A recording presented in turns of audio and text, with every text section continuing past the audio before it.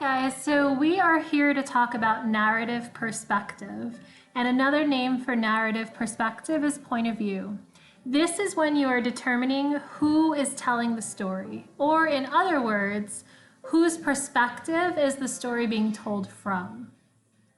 Now, when you're trying to determine narrative perspective, you need to look at the words in the book. However, you are not looking at dialogue. Dialogue is when people are talking, the words are in quotes. We're not looking at that. What we are looking at is narration. That's what's happening in the story. These words are going to help us determine the narrative point of view or narrative perspective. We want to pay attention to pronouns, and here are some examples of pronouns.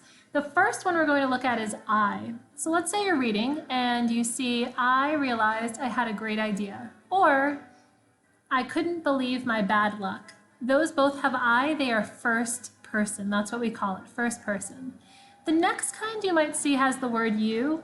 This isn't very common. It's usually used in instructions. It could be a cookbook. So you might read, first, you mix 1 cup of sugar with 1 egg.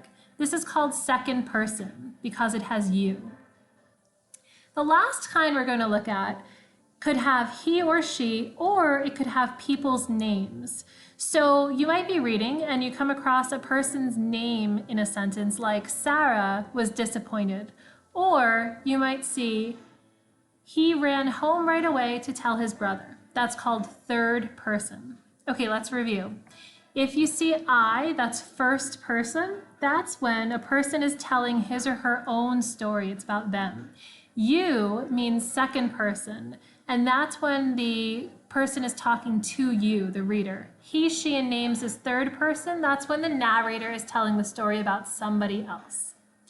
Okay, guys, thank you so much for watching. That's narrative perspective, and I will talk to you all soon.